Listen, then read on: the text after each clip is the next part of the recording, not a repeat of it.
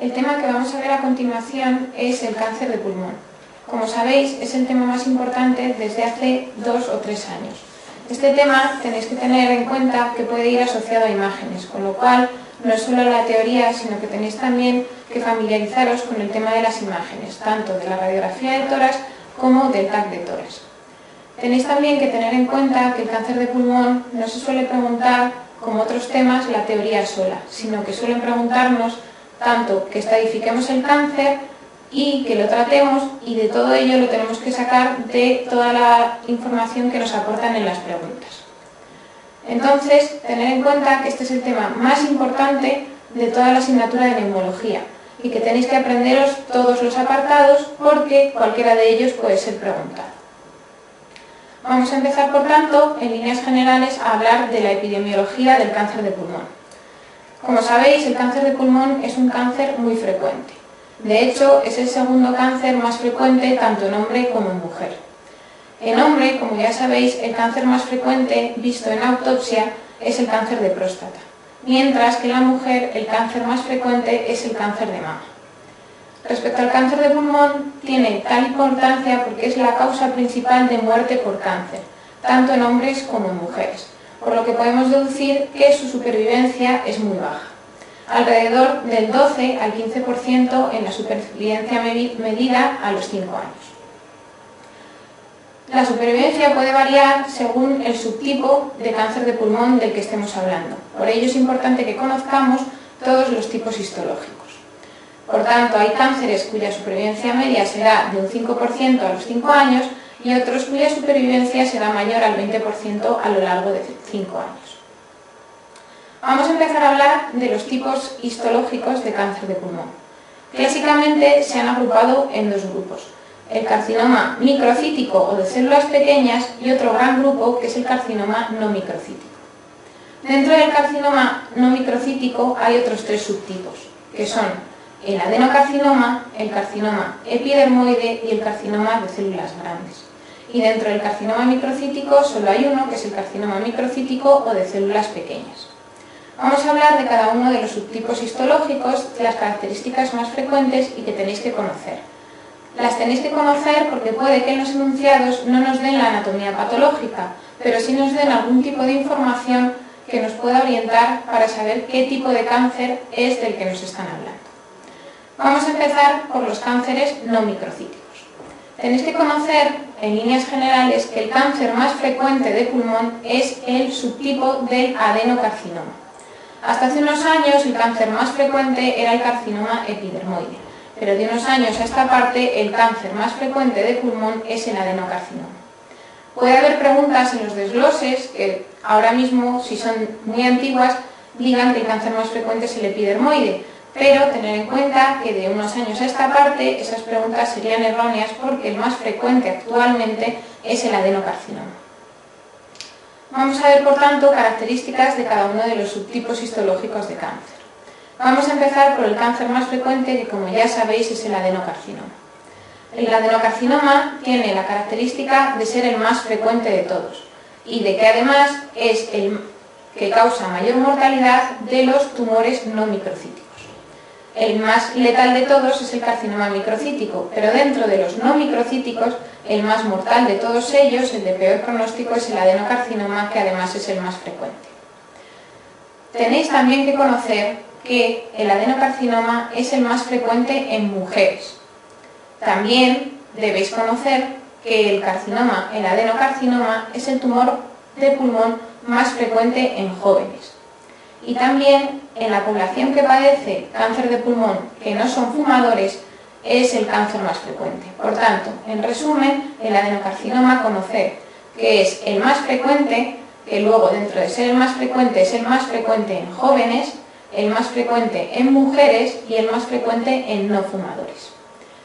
Todo esto es importante porque si os hablan en un caso clínico de una mujer no fumadora joven y que padece un cáncer de pulmón, en el subtipo histológico en el que tenéis que pensar es en el adenocarcinoma.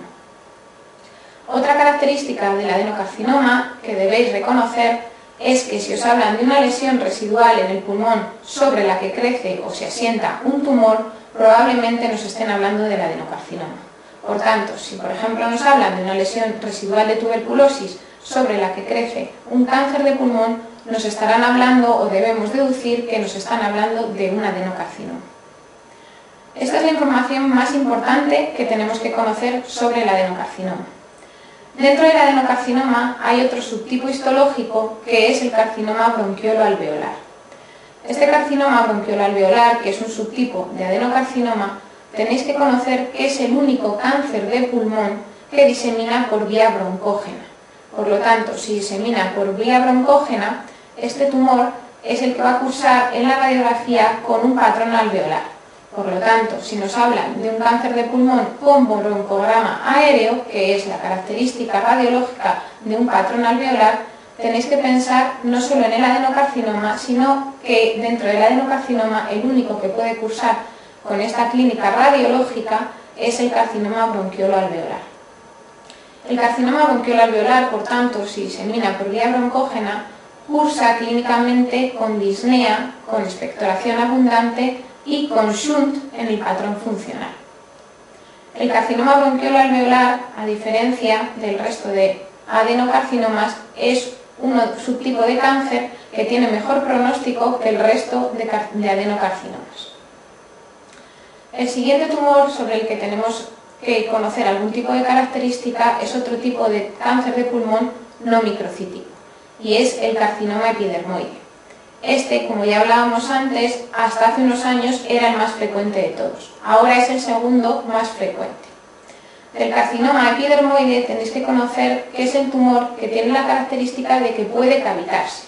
Por lo tanto, si nos hablan de una masa cavitada que puede cursar con clínica de un cáncer de pulmón, en el primero en el que tenemos que pensar es en el carcinoma epidermoide.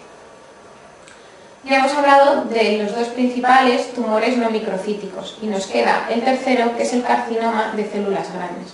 Este subtipo no tiene muchas características que debáis conocer, pero sí tened en cuenta que produce un síndrome paraneoplásico que es la ginecomastia. Entonces ya hemos hablado de las características principales de los cánceres de pulmón no microcíticos.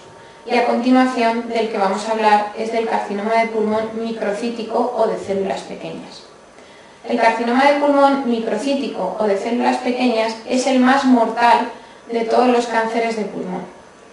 Es el más mortal porque además disemina rápidamente y es el que más metástasis linfáticas y sanguíneas produce.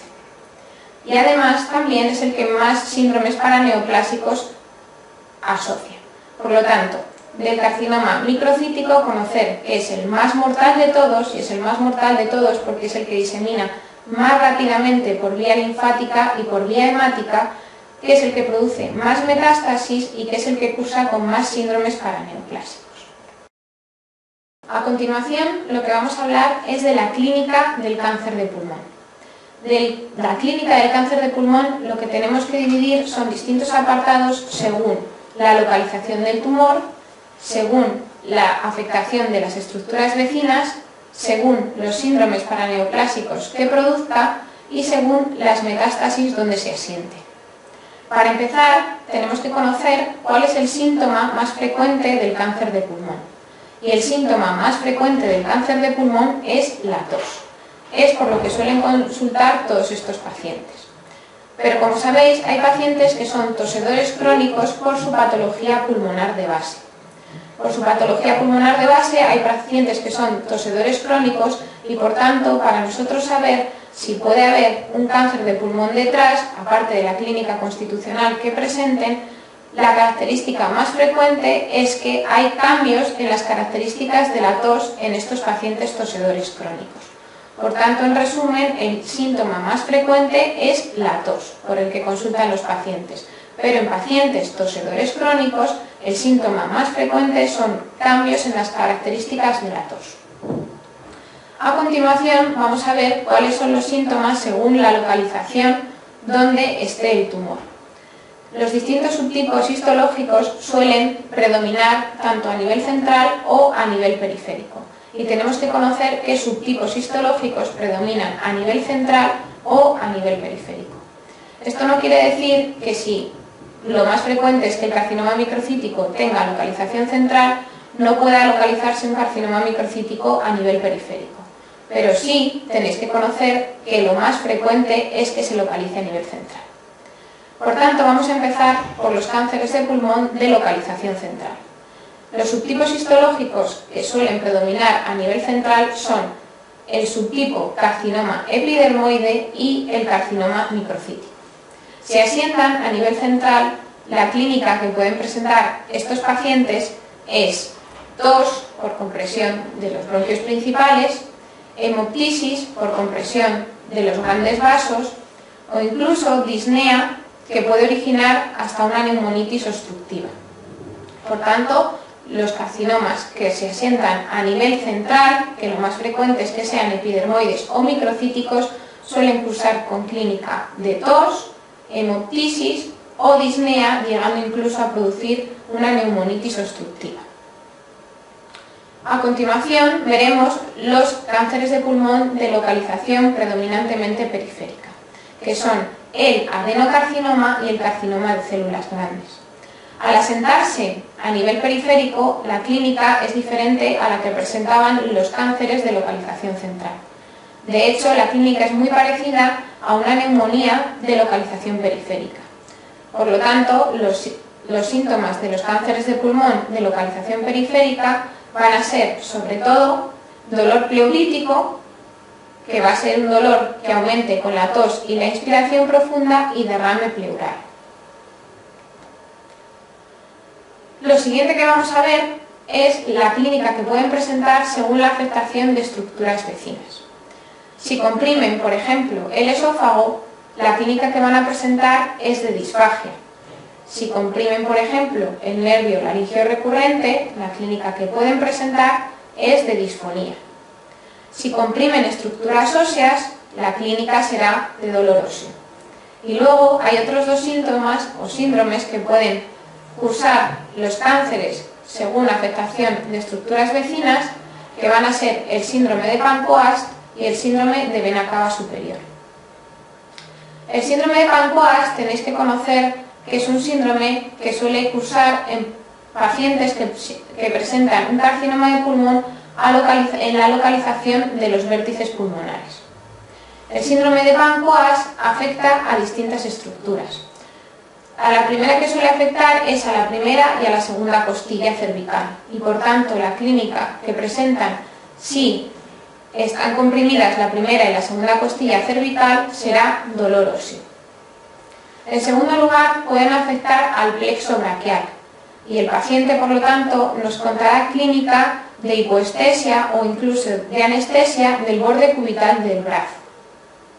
Pero también afectan al ganglio estrellado, y si afectan al ganglio estrellado nos dan el famoso síndrome de Horner. El síndrome de Horner, como todos conocéis, es un síndrome que cursa con ptosis, miosis, enoftalmos y en ocasiones anhidrosis facial. Por lo tanto, si nos hablan de un tumor que asienta en el vértice del pulmón, que causa dolor cervical, dolor óseo cervical, que cursa con hipoestesia y o anestesia del borde cubital del antebrazo y que cursa con síndrome de Horner, nos están hablando del famoso síndrome de Pancoast, que no olvidéis que el tumor que más frecuentemente lo produce es el carcinoma epidermoide. El otro gran síndrome que se puede originar por compresión de estructuras vecinas es el síndrome de la vena cava superior. El síndrome de la vena cava superior cursa con pacientes que nos cuentan una clínica de edema facial, de enrojecimiento facial, de edema en esclavina, y el cáncer que más frecuentemente de pulmón lo produce es el subtipo del carcinoma microcítico. Por tanto, de estos dos grandes síndromes, recordad que el Pancoast lo produce más frecuentemente el carcinoma epidermoide y que el síndrome de vena cava superior suele asociarse al carcinoma microcítico.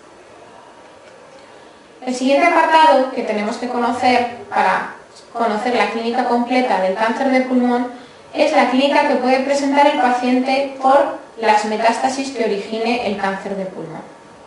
Como ya sabéis, hay distintos sitios donde suele tener preferencia y asentarse las metástasis del cáncer de pulmón.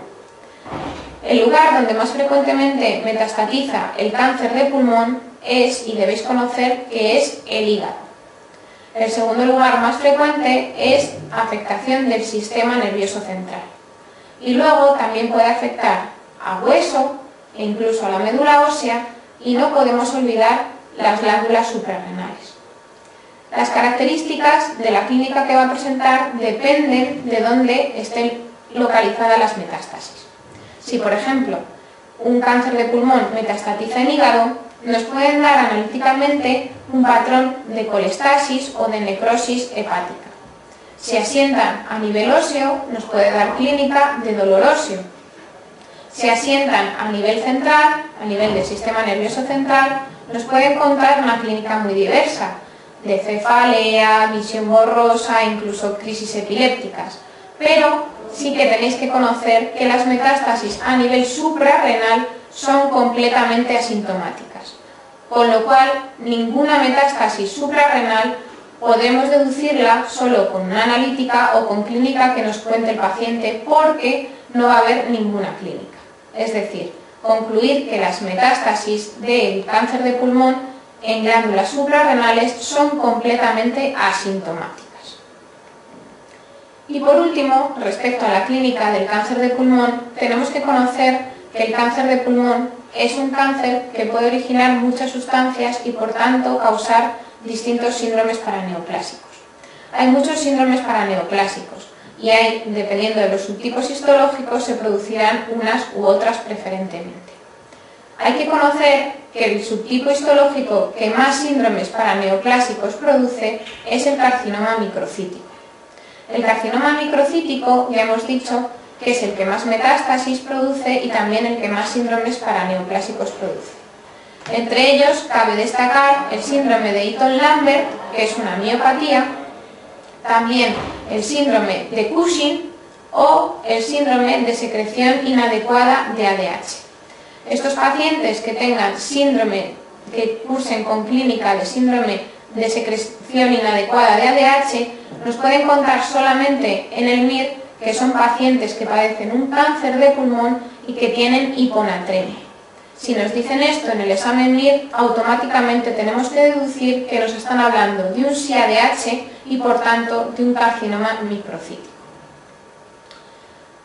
Otro subtipo histológico que puede producir síndromes paraneoplásicos es el adenocarcinoma, y el síndrome paraneoplásico que más frecuentemente produce es la osteoartropatía hipertrófica. El carcinoma de células grandes, como ya vimos anteriormente, el síndrome paraneoplásico que más frecuentemente produce es la ginecomastia. Y por último, el carcinoma epidermoide, el síndrome paraneoplásico que más frecuentemente produce es la hipercalcemia. Esto respecto a las características de los tipos histológicos y los síndromes paraneoplásicos que producen. Pero por último tenéis que conocer que todos ellos pueden tener un síndrome en común, que es la aparición de acropaquias. Acropaquias en el MIR solo nos pueden hablar de dos cosas en neumología, y es que nos hablen de un paciente que padece un cáncer de pulmón o de un paciente que padece una fibrosis pulmonar idiopática.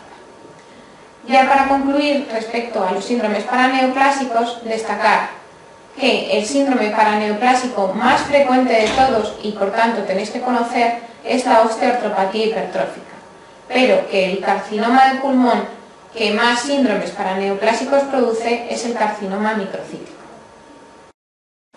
A continuación, ya hemos visto cuáles son las características de los distintos tipos histológicos del cáncer de pulmón, hemos visto cuáles eran los tipos histológicos y cuál era la clínica según lo que afectara el cáncer de pulmón. Ante cualquier clínica que nos pueda orientar a que nuestro paciente padece un cáncer de pulmón, lo siguiente que tenemos que hacer es estudiar y, por tanto, iniciar un diagnóstico. ¿Por qué prueba deberíamos empezar?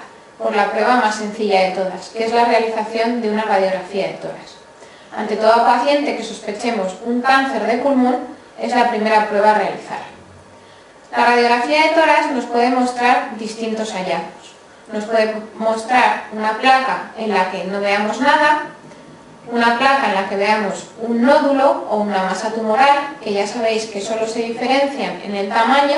Llamamos nódulo si es menor de 3 centímetros y masa si es mayor de 3 centímetros.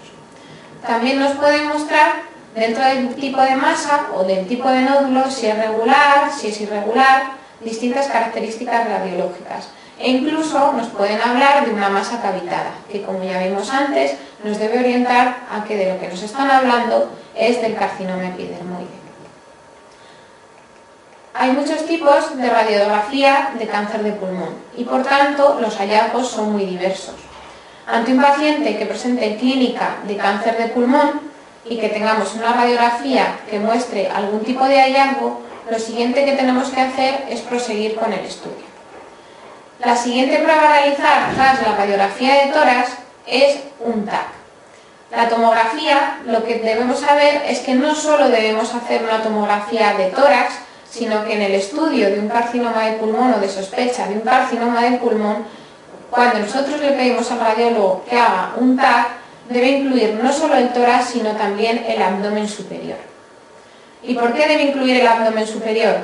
Pues por una razón muy sencilla.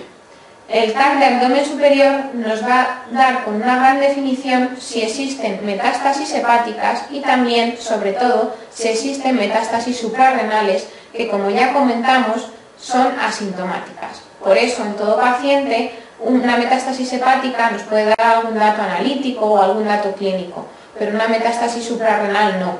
Por ello, tenemos que buscarla en todos los carcinomas que sospechemos de pulmón. El TAC de tórax además nos va a dar una mejor definición de los hallazgos que hayamos encontrado en la radiografía.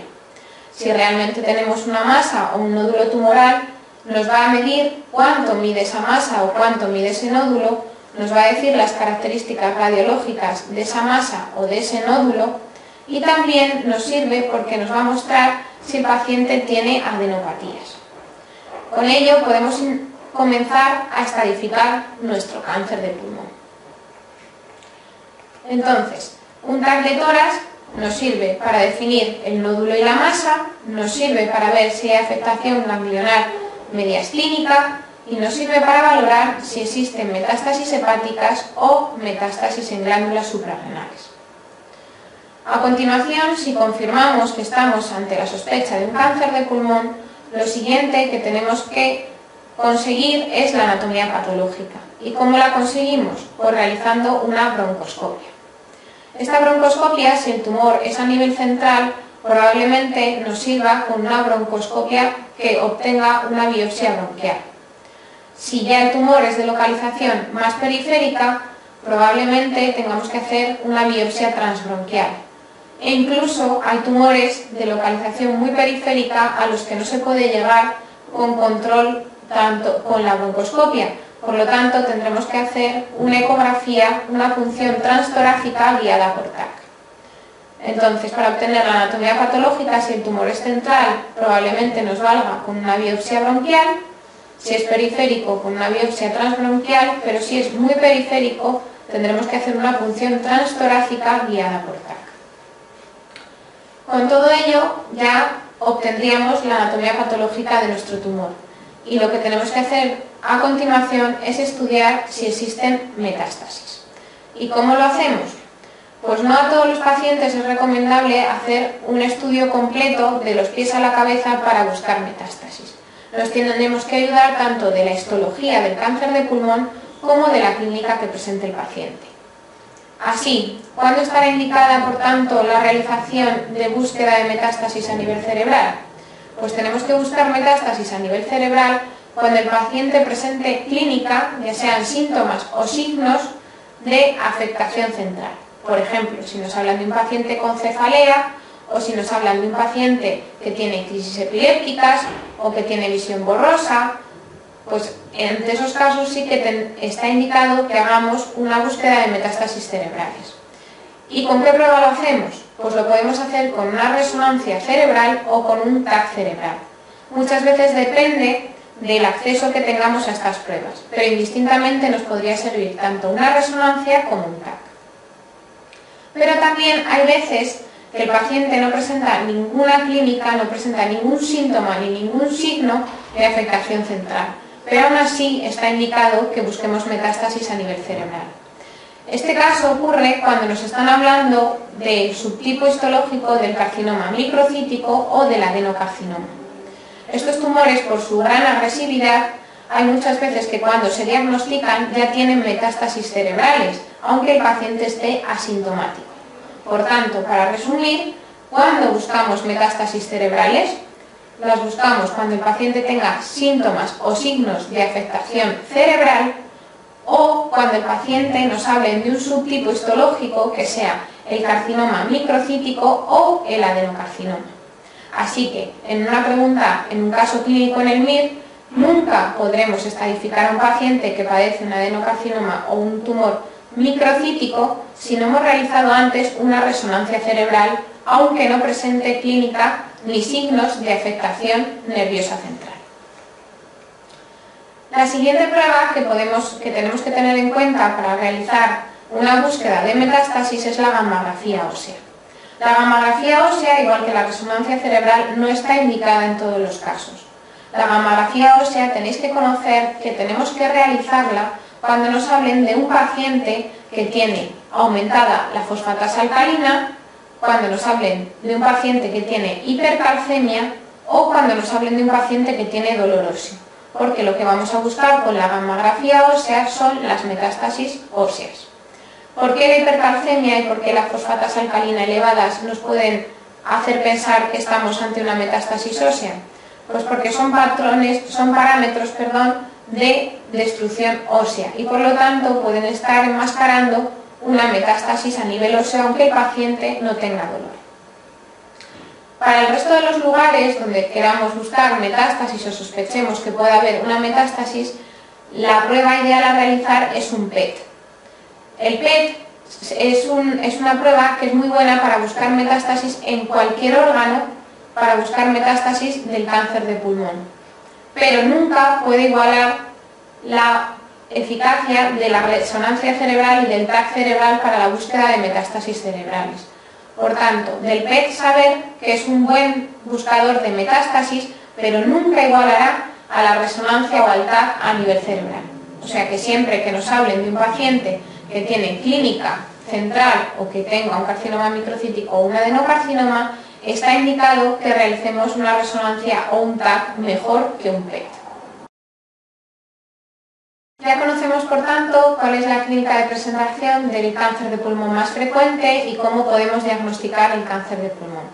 A continuación, con las pruebas realizadas, lo que tenemos que hacer es estadificar el cáncer.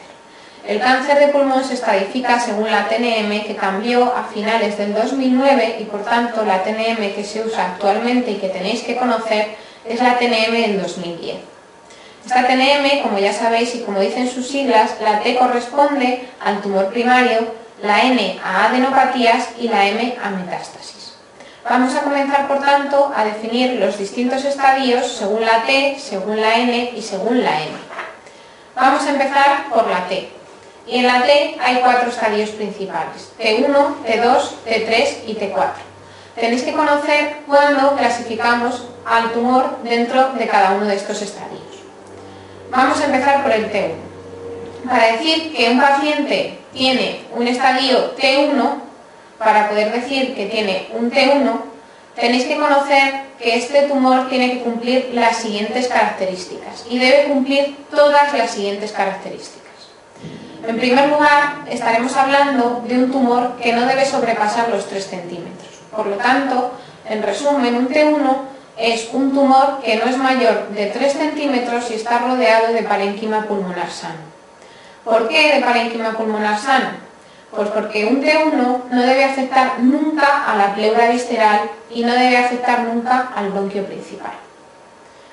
Según el tamaño de este tumor, lo podemos clasificar en un T1A o en un T1B.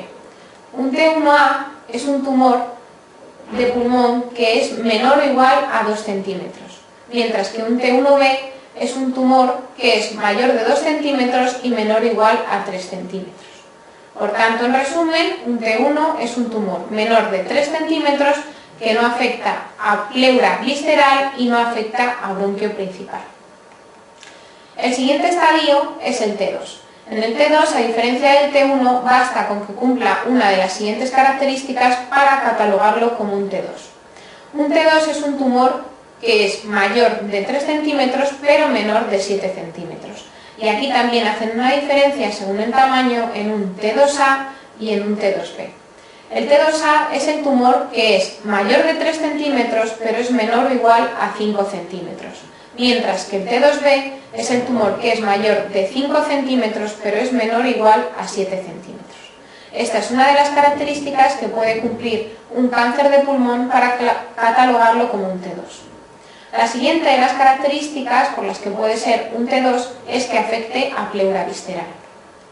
Otra característica es que afecte al bronquio principal, pero que afecte al bronquio principal pero a más de 2 centímetros de la carina. O también podemos considerar que es un T2 si produce atelectasia o neumonía parcial, es decir, una atelectasia o neumonía que no afecte a todo un pulmón y que sea originada por un cáncer de pulmón se estadifica como un T2. A continuación vamos a ver cuándo decimos que un paciente tiene un T3. Un T3, al igual que el T2, basta con que cumpla una de las siguientes características. Y es que si antes el T1 es un tumor menor de 3 centímetros, un T2 entre 3 y 7, un T3 es aquel tumor que sea mayor de 7 centímetros. También lo será, según una regla mnemotécnica, el que afecte a las siguientes estructuras. Y para ello hemos creado una regla mnemotécnica que es dime papá esquizofrénico, que lo que deduce es a qué estructuras puede afectar el cáncer de pulmón para considerarlo un T3. Di de diafragma, si afecta a uno de los dos hemidiafragmas será directamente catalogado como mínimo en un T3. También me por si afecta a la pleura mediastínica.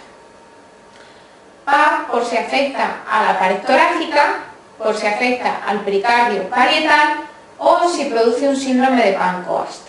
Un síndrome de Pancoast como mínimo es un T3.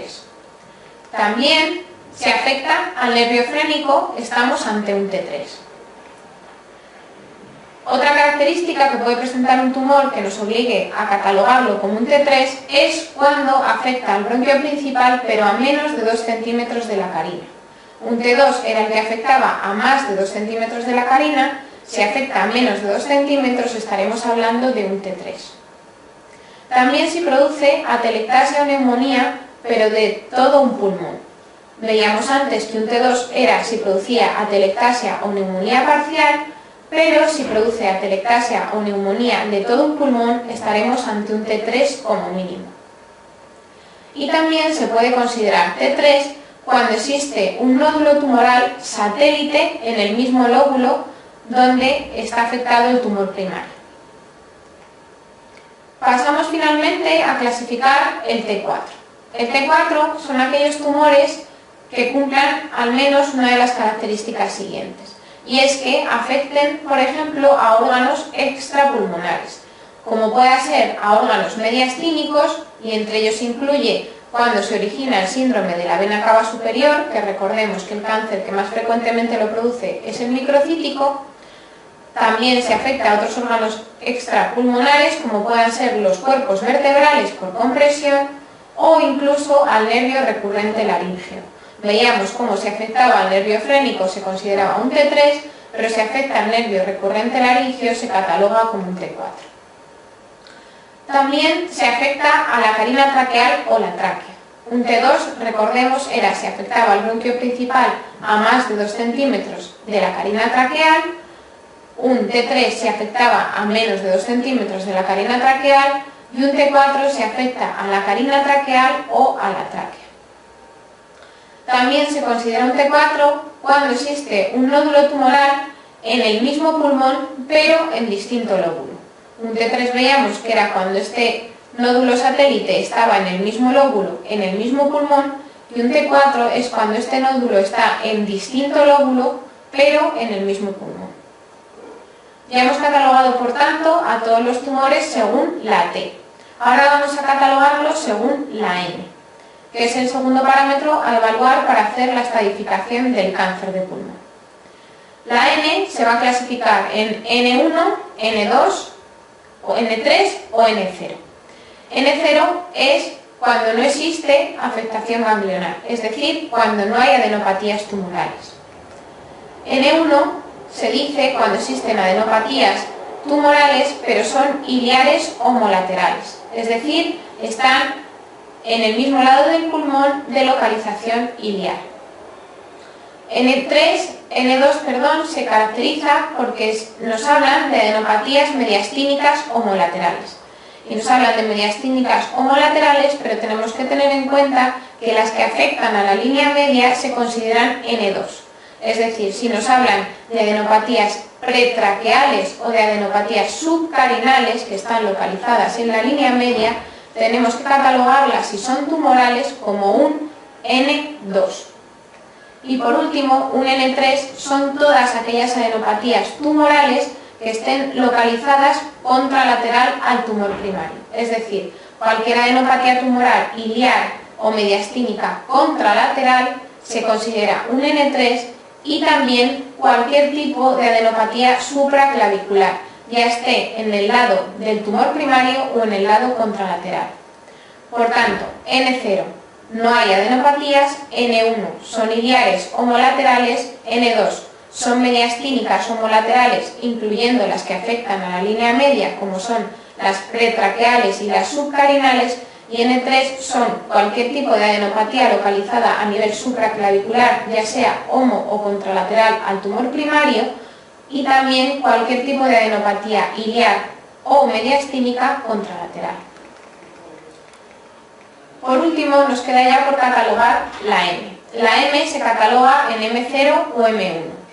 M0 es cuando no hay presencia de metástasis, y M1 cuando hay metástasis. Dentro del M1 hay dos apartados, que son el M1A y el M1B. M1A es cuando nos están hablando de metástasis que están cercanas al pulmón, y en ellas incluimos el derrame pleural maligno, el derrame pericárdico maligno, los nódulos pleurales tumorales y los nódulos tumorales en el pulmón contralateral. Esto es lo que corresponde a M1A. Y M1B es cualquier tipo de metástasis que produzca el cáncer de pulmón que se localice a distancia. Y hemos estadificado, por tanto, según la TNM, que es T, que N y que M tiene nuestro paciente que padece cáncer de pulmón. A continuación, lo que tenemos que lograr es conseguir clasificarlos según los estadios para poder establecer el tratamiento adecuado. Y por ello debemos elaborar una tabla en la que incluya en un lado la T y en cada una de las columnas los distintos estadios de la T, teniendo en cuenta que T1A y T1B van en la misma columna. Luego en otro va T2A, T2B, en otro T3 y en otro T4. Y en el otro eje vamos a poner la afectación ganglionar, según sea N0, N1, N2 o N3. La M no la incluimos, y la M no la incluimos porque tenéis que saber que cualquier cáncer de pulmón que produzca metástasis tanto a nivel local, si es un M1A, o a distancia, si es un M1B, directamente es estadificado como un estadio 4, que es el estadio más grave de afectación del cáncer de pulmón. Entonces, la siguiente tabla que hemos elaborado según la T y según la N solo puede ser aplicado para los tumores que van desde los estadios 1A al 3B. Entonces elaboramos una tabla como la que veis a continuación y vamos a hacer, según los estadios, según la afectación de la T y de la N, vamos a ver si se afecta y cómo se afecta lo vamos a catalogar en distintos estadios. Así empezamos a ver que cualquier tumor, cualquier cáncer de pulmón que sea N3 va a ser directamente un 3B, pero también se va a incluir dentro del 3B cuando la N es una N2, pero el paciente está ante un T4, es decir, T4, N2, M0, y cualquier N3 es catalogado como un 3B. El siguiente estadio en gravedad es el 3A.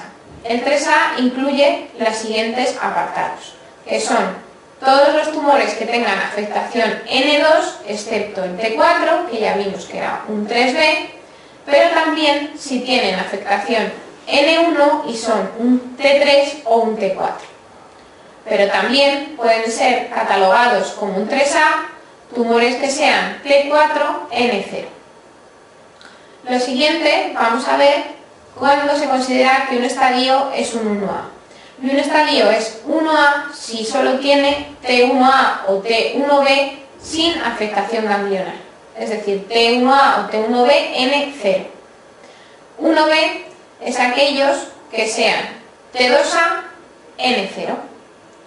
Un 2A es aquel que sea un T2B N0 o que sea un T1A o T1B T2A con afectación N1. Eso es un estadio 2A. Y por último, el estadio 2B son aquellos tumores que sean T3N0 o T2B N1.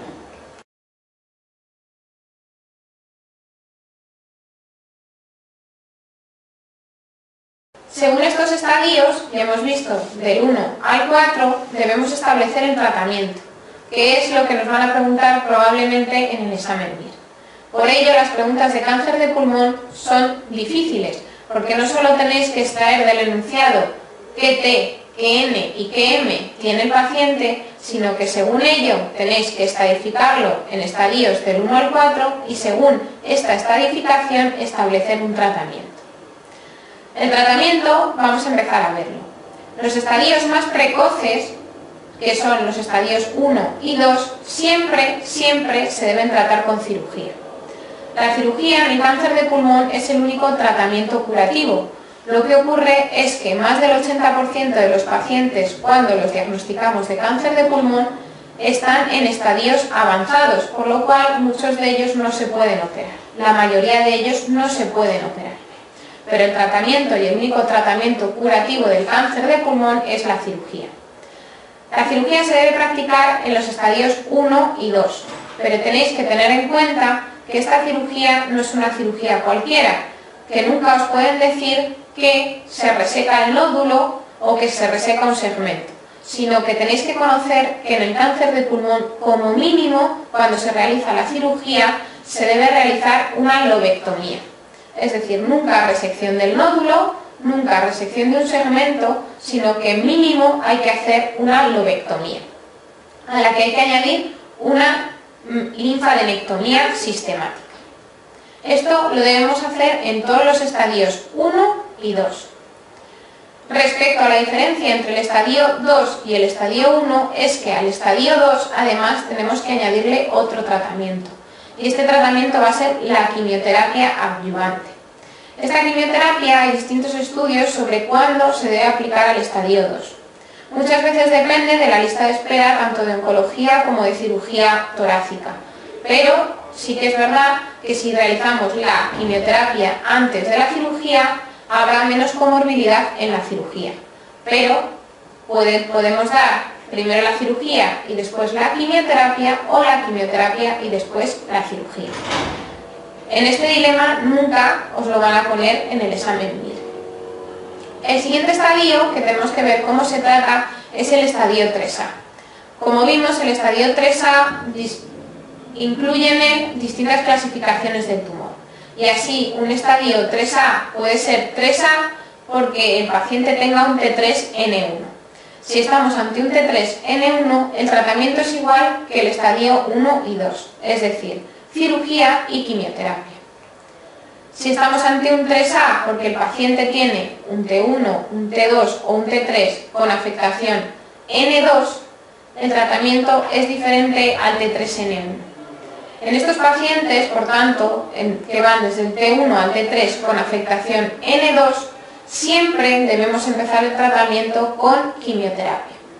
Y debemos empezar siempre el tratamiento con quimioterapia, que en este caso será neoadyuvante, porque según la respuesta del paciente a esta quimioterapia, podremos practicar una cirugía o no. Entonces, en estos pacientes aplicamos la quimioterapia. Y si el paciente, el N2, persiste, a ese paciente no le podemos operar. A ese paciente el tratamiento es completar la quimioterapia y añadir además radioterapia. Mientras que si el N2 desaparece, a este paciente lo que tenemos que hacer es una cirugía. El siguiente estadio, que puede incluir el 3A, es el T4, N0 o N1. Ante este estadio, el tratamiento que hay que llevar a cabo es la quimio-radioterapia y luego valoración quirúrgica individualizada de cada paciente. Dentro del 3A, por último, también incluimos el síndrome de Pancoast. El síndrome de Pancoast, el tratamiento que nunca le debe faltar a un síndrome de Pancoast es la radioterapia. Entonces, a estos pacientes lo que tenemos que aplicarles, lo ideal es aplicarles quimio, radioterapia y además cirugía si vemos que el tumor es resecable. Por tanto, ya hemos visto cómo se trata un estadio 3A, según la afectación de la T y según la afectación de la M. Vamos a ver a continuación cómo se trata un estadio 3B. Y el tratamiento de un estadio 3B es la quimioterapia seguida o además la radioterapia. Y por último, el estadio 4. El estadio 4, el tratamiento que incluye es la quimioterapia. Estos pacientes en estadio 4 tienen la excepción que podemos valorar la cirugía si el paciente tiene una metástasis única en cerebro, pulmón o suprarrenal y si el tumor primario es resecable. Solo pueden ser metástasis que estén localizadas a estos niveles, es decir, que sean solo una metástasis y que esté o bien en cerebro, o bien en pulmón, o bien en suprarrenal, y siempre que el primario sea resecable. Nunca se debe operar a un paciente que tiene una metástasis hepática. Lo digo para que tengáis en cuenta que el órgano donde más metastatiza un cáncer de pulmón es el hígado, pero que la aparición de una metástasis hepática nos obliga a que ese paciente nunca se le pueda practicar la cirugía. Ya hemos visto, por tanto, cuál es el tratamiento según el estadio del cáncer de pulmón. Ahora debemos conocer cuáles son las indicaciones de la radioterapia, pero de la radioterapia paliativa. No es una radioterapia curativa, sino que va a ser una radioterapia para paliar alguno de los síntomas que produzca el cáncer de pulmón. Se debe aplicar radioterapia paliativa en los siguientes casos: en metástasis cerebrales, en el síndrome de la vena cava superior para intentar descomprimir, también en compresión medular, en metástasis óseas dolorosas que no hayan respondido al tratamiento analgésico de la escala del dolor y también en hemoptisis que no respondan a otros tratamientos. Ya hemos acabado, por tanto, de ver el tratamiento del cáncer de pulmón. A continuación, lo que vamos a ver es cuáles son los principios de la quimioterapia. En la quimioterapia del cáncer de pulmón no ha sido preguntada muy frecuentemente en el MIR, pero tenéis que conocer que el tratamiento quimioterápico del cáncer de pulmón siempre incluye la poliquimioterapia, es decir, se aplican distintos fármacos para tratar el cáncer de pulmón. Dentro de estos distintos fármacos, siempre uno debe incluir un derivado del platino, ya sea el cisplatino o el carboplatino. Han aparecido líneas nuevas de tratamiento que tenéis que conocer. Una de estas líneas es la que incluye los fármacos que inhiben el receptor del factor de crecimiento epidérmico. Estos fármacos son el erlotinib y el gefitinib. Estos fármacos están indicados en segunda línea en los tumores de pulmón que no sean microcíticos y son especialmente útiles en el adenocarcinoma. Es decir, en segunda línea en los tumores no microcíticos y sobre todo útiles en el adenocarcinoma. Pero si existe mutación de este factor de crecimiento, están indicados en primera línea asociados a un derivado del platino. Otra línea de tratamiento de aparición reciente son fármacos que inhiben el factor de crecimiento del endotelio vascular, como es el bevacizumab. El bevacizumab está indicado en primera línea asociado al platino cuando estamos ante un tumor no microcítico, no epidermoide. Esto es lo que tenemos que conocer respecto al tratamiento quimioterápico del cáncer de pulmón. Todo esto que hemos estado hablando, que hemos estadificado en nuestro paciente, hemos considerado qué tratamiento tenemos que realizar, es para tener en cuenta si nuestro tumor, el tumor del paciente es resecable o no. Es decir, todo esto lo hemos hecho dependiendo de las características del tumor. Pero antes de considerar la cirugía en cualquier paciente, tenemos que tener en cuenta las características del propio paciente. Es decir, por un lado tenemos la resecabilidad, que depende de las características del tumor, y por otro lado tenemos la operabilidad, que depende de las características del paciente. Vamos a hablar, por tanto, de la operabilidad. La operabilidad, han salido guías nuevas que incluyen distintos diagnósticos o distintas pruebas que tenemos que realizar antes de considerar si un paciente es operable o no. Incluso en la última edición del manual estos criterios no están incluidos. Lo primero que tenemos que valorar para un paciente, considerarlo si es operable o no, es realizarle una espirometría y un test de difusión. En la espirometría lo que vamos a valorar es el BEMS y luego realizaremos un test de difusión. Si el resultado de estas dos pruebas es mayor del 80% del teórico estimado para ese paciente, consideraremos que este paciente es absolutamente operable, que se puede hacer desde una lobectomía hasta una neumonectomía. Ya hemos dicho que este paciente, estos valores son absolutamente normales, con lo cual puede soportar perfectamente una cirugía. Pero si alguno de estos valores, tanto el BEMS 1 como el test de la difusión, es menor del 80%, lo siguiente que tenemos que valorar es el consumo de oxígeno pico.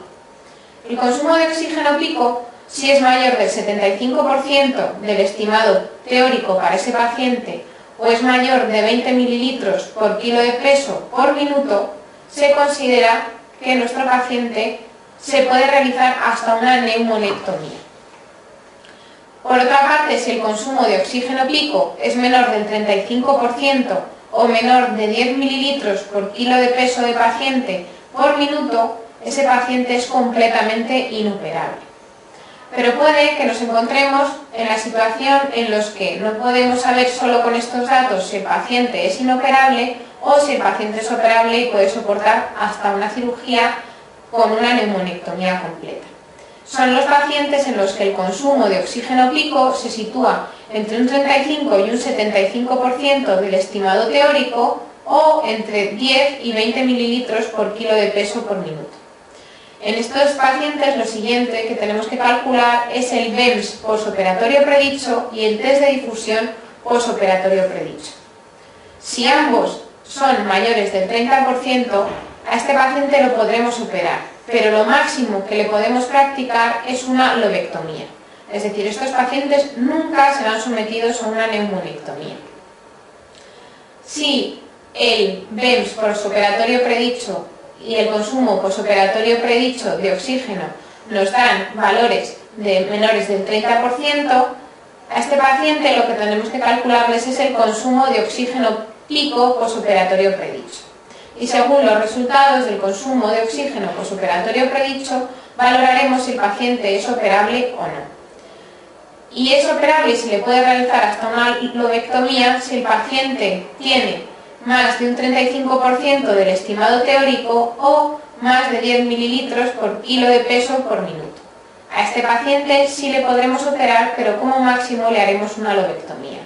Mientras que si el consumo de oxígeno pico posoperatorio predicho es menor del 35% del estimado teórico para ese paciente o es menor de 10 mililitros por kilo por minuto, consideraremos que este paciente es inoperable. Hemos visto, por tanto, cuando el tumor es resecable y si el paciente es operable o no. Pero podemos encontrarnos ante la situación en la que el tumor sí que sea resecable, por las características del tumor esté en un estadio que sí que se pueda operar, pero que el paciente presente comorbilidades que le hagan inoperable. En este caso, no debéis olvidar que el tratamiento de elección en pacientes cuyo tumor es resecable, pero que por sus características son inoperables, el tratamiento de elección es la radioterapia y no la quimioterapia.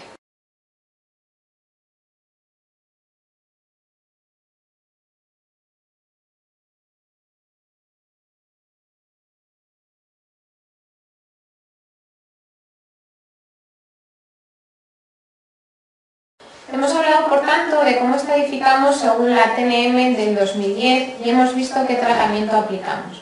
A continuación debemos hacer una excepción y tener en cuenta el cáncer de pulmón microcítico.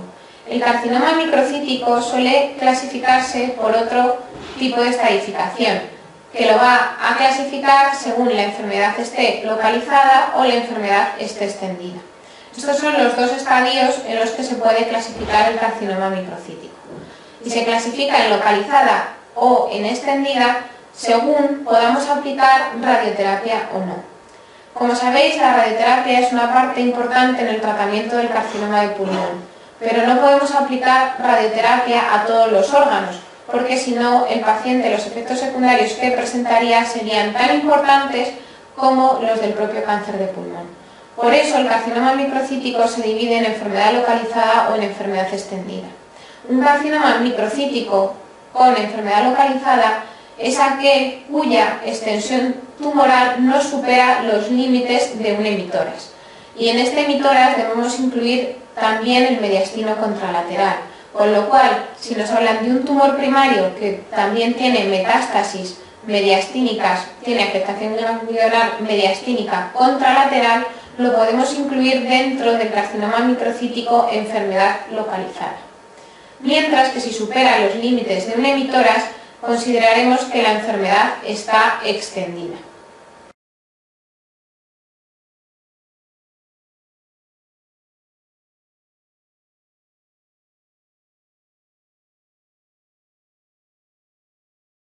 El tratamiento, por tanto, de un microcítico enfermedad localizada es la quimioterapia y la radioterapia, mientras que la enfermedad extendida va a ser solo la quimioterapia. Dentro de la enfermedad localizada tenemos también que tener en cuenta una excepción, y es que un carcinoma microcítico enfermedad localizada puede ser también operado. Y puede ser operado cuando este paciente no tiene afectación mediastínica. Y no tiene afectación mediastínica y lo vamos a operar si antes hemos descartado esta afectación, aunque no hayamos visto antes ninguna afectación tumoral en ninguna prueba de imagen. Por lo tanto, a todo carcinoma microcítico, enfermedad localizada que pensemos operar, es obligado que realicemos una mediastinoscopia. Por tanto, vamos a parar un momentito para poder valorar cuáles son las indicaciones de realización de mediastinoscopia. Una de ellas es la que acabamos de ver, y es cuando sospechamos que un carcinoma microcítico lo podemos operar y queremos descartar que no haya afectación mediastínica. En este caso, da igual que las pruebas de imagen no nos muestren adenopatías sospechosas de ser tumorales, porque aunque no nos lo muestren, estamos obligados a hacer una mediastinoscopia. Y la otra causa por la que se tiene que realizar una mediastinoscopia en cualquier tipo de cáncer de pulmón es en aquellos en los que la prueba de imagen haya mostrado un ganglio sospechoso de ser tumoral. Y sospechoso de ser tumoral son aquellos ganglios que miden más de 1 centímetro. Por lo tanto, y para repasar, mediastinoscopia se hace siempre que queramos valorar la opción quirúrgica en un tumor microcítico de enfermedad localizada y cuando tengamos una afectación ganglionar en la que los ganglios superen 1 centímetro y necesitemos saber para estadificar el tumor si esos ganglios son tumorales o son inflamatorios. Volviendo al carcinoma microcítico, por tanto, el de enfermedad localizada se va a tratar con quimioterapia y radioterapia, más menos cirugía, si no hay afectación mediastínica, mientras que el carcinoma microcítico enfermedad extendida se va a tratar siempre con quimioterapia. En todos los casos, ante un carcinoma microcítico, si hay respuesta a la quimioterapia, hay respuesta completa, después debemos llevar a cabo la radioterapia craneal profiláctica. ¿Por qué? Porque los tumores microcíticos ya hemos dicho que son los más agresivos y que pueden probablemente con mayor rapidez que otros producir metástasis cerebrales.